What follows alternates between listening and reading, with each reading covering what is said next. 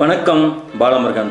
நேத்திக்கு தினகரன் பத்திரிகையில் இந்த சாட்ட மாமாப்பையில பற்றி ஒரு ஆர்டிக்கல் வந்துருந்துச்சு. அது ஒரு முந்தானத்து வரைக்கும் இவன் பண்ணின என்னென்ன வேலை, என்னென்ன அயோக்கியத்தனம் பண்ணினா, கட்சிக்குள்ள எப்படிலாம் உள்ளடி வேலை பண்ணினா அப்படின்னு சொல்லி விரிவான ஒரு தகவலை அதில் வெளியிட்டு இருந்துச்சு.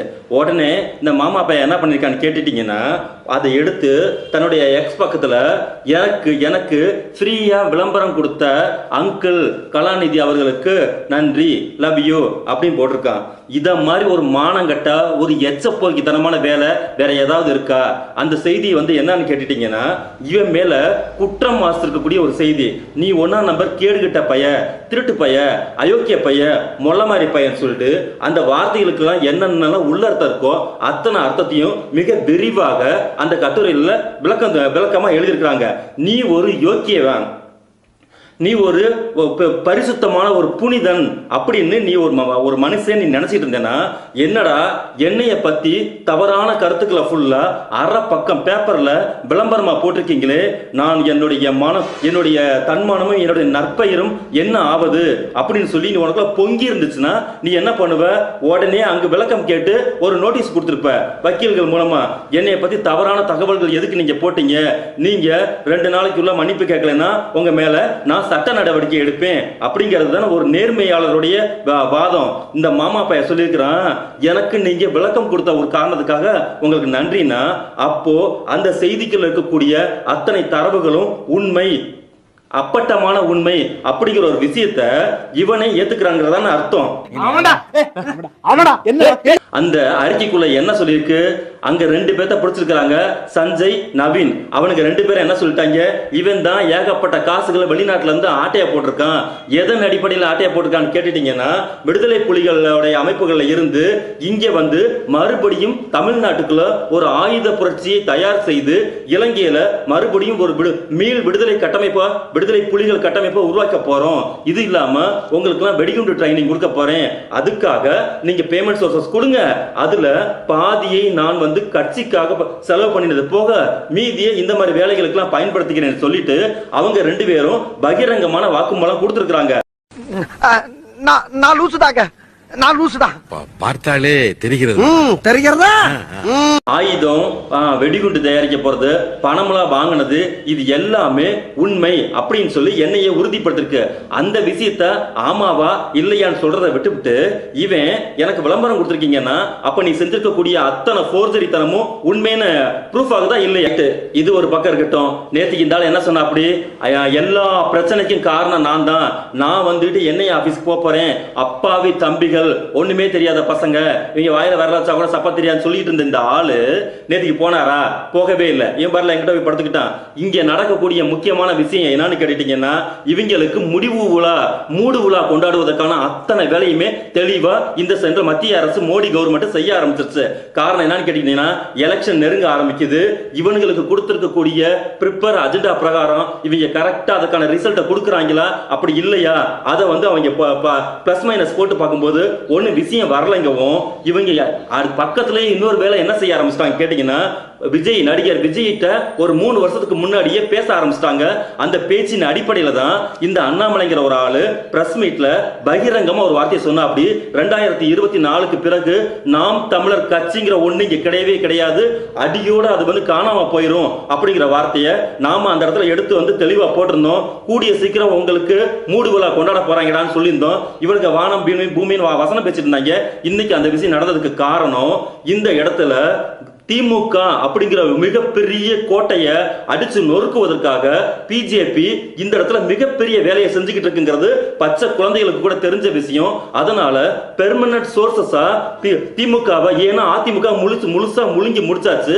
அதனால அதிமுக இருக்கக்கூடிய இடத்துல அவங்க பேச வேண்டிய, எதிர்கட்சிகள் பேச வேண்டிய பேச்சுகளுக்கு இங்க நேரடியான பிஜேபி அந்த வார்த்தைகளை எடுத்துக்கணுங்கிற ஒரு கிரெடிபிலிட்டி தான் இவ்வளவு விஷயத்தையும் சீமான் மூலமா செய்ய வச்சுட்டு இருந்த ஒரு விஷயம்.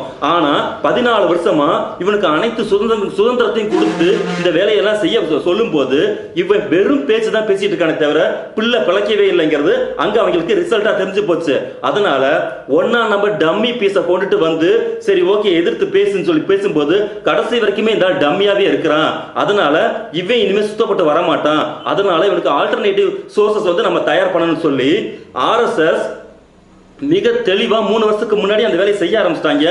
அந்த தான் புதிய முகமா வந்திருக்கக்கூடிய விஜய். அந்த விஜய்க்கு இருக்கக்கூடிய பிரச்சனை என்ன கேட்டீங்கன்னா, லைட்டா அங்க உள்ள விட்டு பார்த்தாங்க, இடி ஐடி ரைடு, நீ வாங்கின காருக்கு பணம் கட்டாதுன்னு சொல்லி அவனோட பேரை டேமேஜ் பண்ணினதுக்கு பிறகு வர சொல்லி பேச்சுவார்த்தை நடக்கும்போது, நீ இது வரைக்கும் சம்பாரிச்சு 2000 கோடி ரூபாய்க்கு மேல பணம் வச்சிருக்கிற, ஒட்டு மொத்தமா நாங்க நினைச்சோம்னா அப்படியே அவனை கொத்தா தூக்கிடுவோம், என்ன சொல்ற, இங்க வந்து உடனடியே கட்சி ஆரம்பின்னு சொல்லி ஆரம்பத்துல எப்படி ரஜினியை மிரட்டினாலுங்களோ அதே மாதிரி இப்போ வந்துகிட்டு விஜய மிரட்டவும் இவங்களுக்கு வேற சோர்ஸ் ஆஃப் பாயிண்ட் எதுவுமே தெரியலைங்கிற ஒரே ஒரு காரணத்துக்காக சரி ஓகே நாங்க யோசித்து சொல்றோம்னு சொல்லி புதுச்சேரியில் இருக்கக்கூடிய ஒரு ஆர்எஸ்எஸ் பேர் வழியா லிங்க் பண்ணி விட்டு இப்ப அந்த ஆள்கிட்டே வேற தப்பியே போக முடியாத அளவுக்கு அந்த ஆளுடைய பிணைப்புலேயே இருக்கக்கூடிய விஷயத்தை உருவாக்கி 3 வருஷமா இந்த வேலையை பண்ணி முடிச்சு இப்போ அதிகாரப்பூர்வமாக திராவிட என்கிற சொல்லே இல்லாம எப்படி நாம் தமிழர் கட்சிங்கிற திராவிடங்கிற வார்த்தை இல்லாம எப்படி ஒரு கட்சி வந்துச்சோ அதே மாதிரி இப்பயும் திராவிட என்ற சொல்லாக்கம் இல்லாம தமிழக வெற்றி கழகம்ங்கிற பேர்ல ஒன்றை உருவாக்கி கொண்டு கொடுத்து அதுக்குள்ள மறைமுகமாக்கக்கூடிய ஆர்எஸ்எஸ் உடைய அனைத்து திட்டங்களையும் ஆர்எஸ்எஸ் புதிய முகமா பொட்டு வச்ச விஜய் கொண்டு வந்து நின்று ஒரு லேபிள் ஷோ வந்து காட்டி இப்ப நிப்பாட்டி வச்சிருக்காங்க. இப்ப இவங்க போட்டுக்கக்கூடிய கணக்கு என்னன்னு கேட்டீங்கன்னா, வாக்குகளை பிரிக்க வேண்டும், பெர்மனண்டா திமுகவை எதிர்க்க வேண்டும்.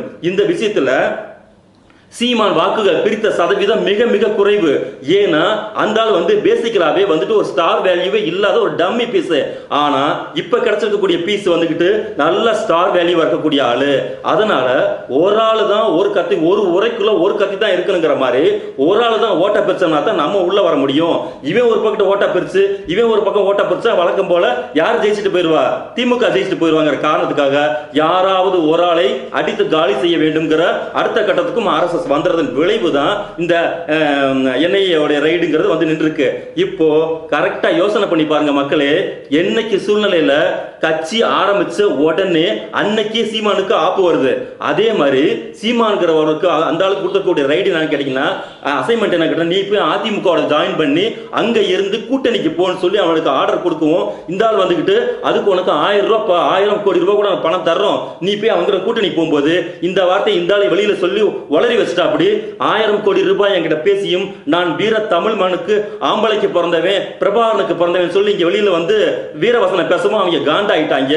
அதனால சரி உனை ஒழிச்சு கட்டினாதான் சரிப்பட்டு வரும் சொல்லிட்டு அந்த கட்சியின் அடுத்த முகமாக இருக்கக்கூடிய துரோகத்தின் ஒட்டுமொத்த உருவமாக இருக்கக்கூடிய அந்த சாட்ட மாமா பைய அந்த மாதிரி ஆளுதான் யாருக்கு தேவை, ஆர்எஸ்எஸ்க்கு தேவை.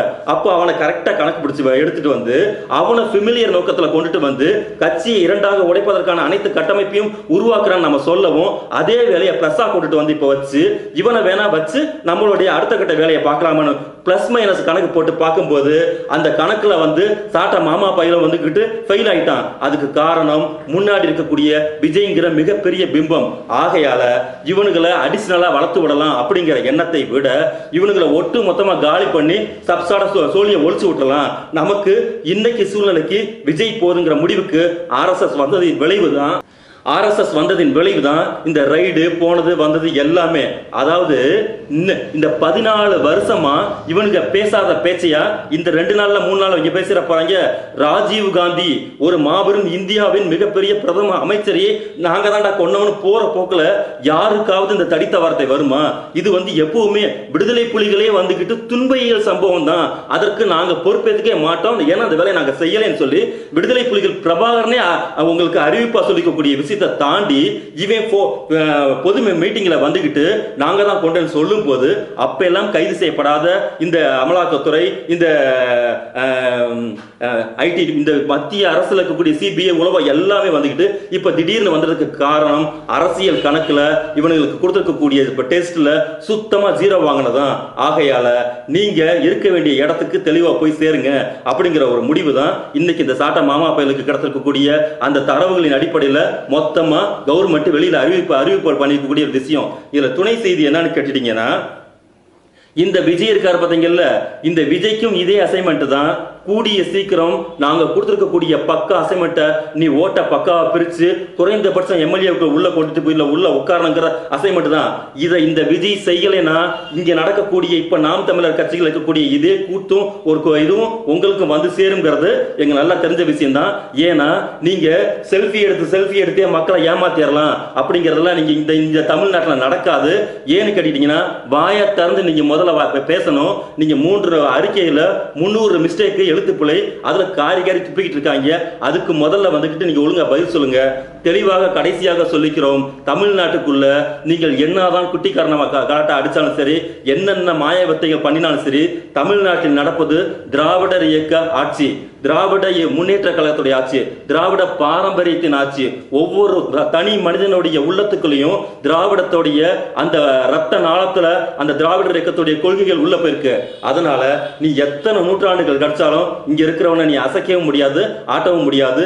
அடுத்து வந்திருக்கக்கூடிய இந்த நாடாளுமன்ற 24ல 40க்கும் 40 வென்று காட்டி உங்க முகத்துல ஃபுல்லா தமிழக மக்கள் கரியை பூசுவார்கள் என்பது காலத்தின் உறுதி. ஆரம்பிக்கலாம்.